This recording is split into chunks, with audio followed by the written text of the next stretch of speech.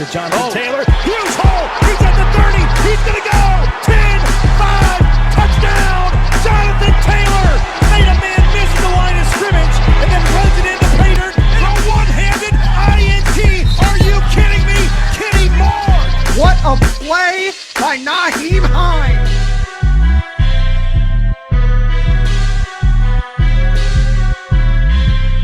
Horseshoe is back, baby.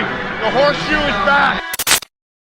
What is going on, Colts Nation? Welcome back to another episode of the Bring the Juice Colts podcast. Well, today the Carolina Panthers came in town for the first joint practice of the week leading up to Sunday's preseason action in Lucas Oil Stadium. So I thought I would just give you guys a quick update, some highlights from different reporters who were there and different people who were there about what went on in day number one, 60-minute practice between these two teams. First off, we'll start with some of the injuries.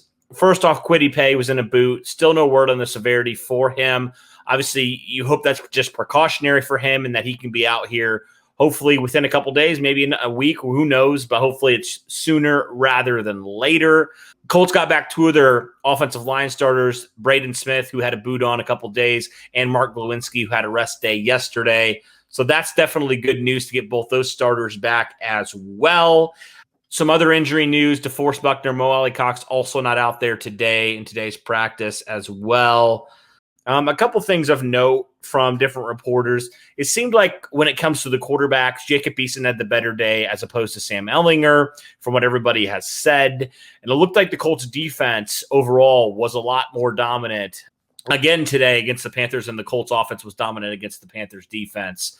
So a little bit of things from different guys. Kenny Moore obviously had we know how great he is. He had a couple of great plays on DJ Moore. Rocky Sin actually had a really good day as well, a couple pass breakups, and ripped the ball out of Krishan Hogan. If you remember, he's now on the Panthers. He was on the Colts a couple years ago. He was in and out of their practice squad. He had a nice rip of the ball from him as well. Marvell Tell had an up-and-down day, as did Xavier Rhodes. Marvell Tell was more penalty flags. Xavier Rhodes was more getting beat a couple times by Robbie Anderson. So those are things of note. Robbie Anderson, a good receiver, but you'd like to see a little bit better from a guy like Xavier Rhodes. But speaking of things that a little bit unexpected, two big drops for Michael Pittman today. Now, obviously, less than ideal, but that is why you practice. You figure that out. I don't have a concern about this for Pittman, but you'd like to see him haul those balls in, obviously. But that was something. Staying with the receivers, Desmond Patman had a really nice catch, going over defender to snag a touchdown. So it was a pass from Sam Ehlinger.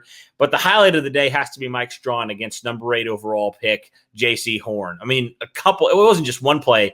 It was multiple plays where Mike Strachan was thoroughly dominating him. Now, obviously, in those type of practices, it is probably a little bit more favorable for the wide receiver, but still, to see what Mike Strachan's done against the guy like J.C. Horn, who was taken top 10, I mean, that's of note. That's something that's really, really sticks out. Paris Campbell also had a really nice day as well, which was great to see. So it seemed like all these wide receivers looked really good.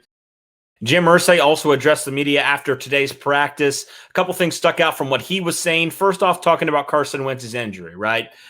He said the Colts don't know when he's going to be ready, right? Obviously, if you remember a couple days ago, there was a report that they're trending in the right direction to play week number 1.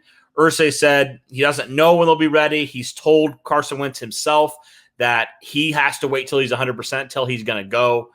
And the teams, they even said, the team's all right with rolling with Ehlinger or Eason until Wentz is ready. And if Wentz isn't ready week 1, they're going to roll with those guys. But he also stressed that, they're optimistic he's going to be ready for the opener. But unless he's 100%, they're not going to rush him back out there. I know there's been a couple people who have said, I don't know, don't rush him out there too fast. I think Jim Irsay understands that. And he's at the point where he's like, yeah, we're not going to rush him out there. If he's not 100%, he's not going to play.